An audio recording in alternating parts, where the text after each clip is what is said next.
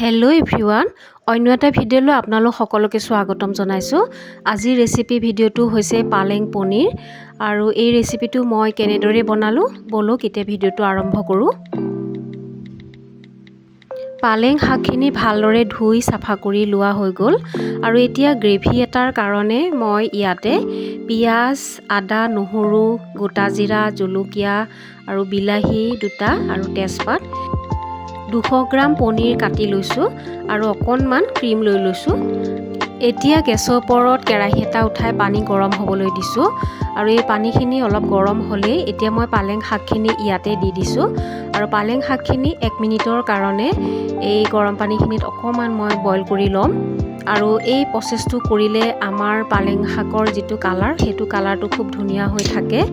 আৰু এতিয়া মই পালেং শাকখিনি লগে লগে ইয়াত ঠাণ্ডা পানীত দি দিম, আৰু এই ঠাণ্ডা পানীখিনি দিয়াৰ পিছতে লগে লগে আকৌ পানীখিনিৰ পৰা উঠাই পেলাই পানীখিনি যাবৰ কাৰণে মই বেলেগ এটা বাচনত থৈ দিম। তাৰপিছতে মই ঠাণ্ডা হ'লে গ্ৰেভি বনাই ল'ম। এতিয়া বিলাহী আৰু পিঁয়াজৰ পেষ্টটো বনাবৰ কাৰণে গেছৰ ওপৰত কেৰাহী এটা উঠাই দিলোঁ, আৰু ইয়াতে অকণমান তেল দি দিছোঁ, আৰু ইয়াতে গোটা জিৰা এচামুচ দি দিলোঁ, আৰু নহৰু কেইফুটামান দি দিছোঁ, আদা দি দিছোঁ। অকণমান সময় এয়া জিৰা আৰু নহৰু আদাখিনি মই অকণমান সময় ভাজি লওঁ। লগতে ইয়াতে কেঁচা জলকীয়া দি দিলোঁ, আৰু কুটি লোৱা পিঁয়াজখিনিও দি দিছোঁ। অলপ সময় ভাজি ল'ম।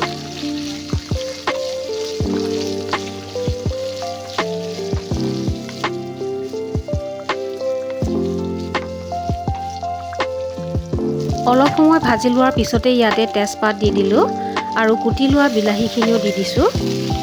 আৰু এতিয়া বিলাহী, পিঁয়াজ আৰু সকলোখিনি মছলা যাতে অকণমান সময় ভাজি পেলাই অকণমান সিজি যায়, তেনেকৈ অলপ সময় ভাজি ল'ম।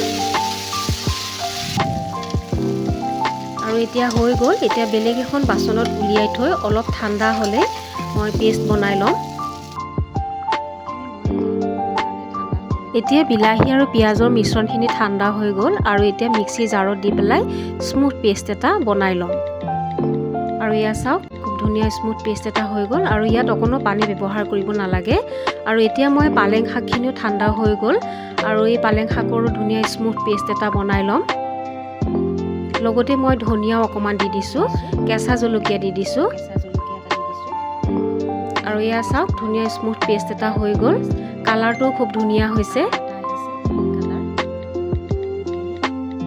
এতিয়া গেছৰ ওপৰত কেৰাহী এটা উঠাই কেৰাহীটো গৰম হোৱাৰ পিছতে মই ইয়াতে তেল 2 চামুচ দি দিলোঁ, আৰু মই বহুত কম তেলতে এয়া বনাম। আৰু প্ৰথমতে মই জিৰা পাউডাৰ এচামুচ দি দিলোঁ, আৰু ধনিয়া গুড়িও এচামুচ দি দিলোঁ, লাল মিৰ্চ পাউডাৰো অকণমান দি দিলোঁ, আৰু গৰম মছলা এচামুচ দি দিলোঁ, আৰু অকণমান হালধি দি দিছোঁ। আৰু এইখিনিতে একেবাৰে ল' ফ্লেমত এই মছলাখিনি অলপ সময় ভাজি ল'ম। মছলাখিনি ভালদৰে লৰাই 1 মিনিটৰ কাৰণে এয়া ভাজি লোৱা হৈ গ'ল, আৰু চাব যাতে একেবাৰে জ্বলি যাব নোৱাৰে, তেনেকৈ আমি লৰাই থাকিব লাগিব। আৰু ইয়াতে পিঁয়াজ আৰু বিলাহীৰ পেষ্টখিনি দি দিলোঁ।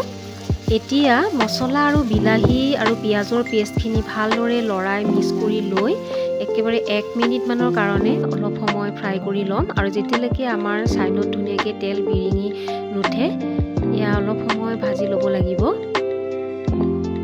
এয়া চাওক ধুনীয়াকৈ অলপ তেল ওলাইছে, আৰু এতিয়া মই ইয়াতে পালেঙৰ পেষ্টখিনিও দি দিছোঁ। আৰু এতিয়া আৰু বিলাহী, পিঁয়াজৰ পেষ্ট আৰু পালেঙৰ ধুনীয়া পেষ্টটো ভালদৰে মিলাই লৰাই ল'ব লাগিব। আৰু অলপ মই পানীও ইয়াতে মিক্স কৰি দি দিছোঁ।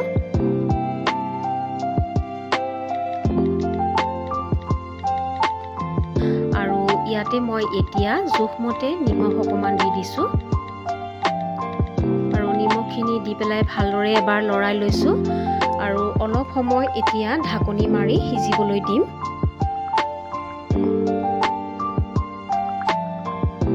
এয়া 2 মিনিটৰ পিছত ঢাকনি খুলি চাইছোঁ, আৰু শাকখিনি ধুনীয়াকৈ উতলি আছে, আৰু ভালদৰে সিজিছেও।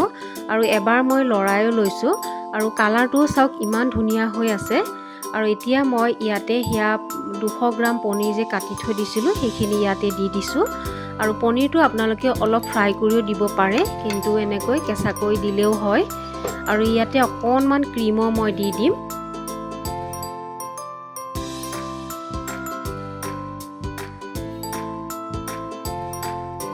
পনীৰ আৰু ক্ৰীমখিনি দিয়াৰ পিছত ভালদৰে এবাৰ মিক্স কৰি লৈছোঁ আৰু অকণমান সময়ৰ কাৰণে ঢাকনি মাৰি অলপ সময়ৰ কাৰণে আৰু সিজিবলৈ দিম।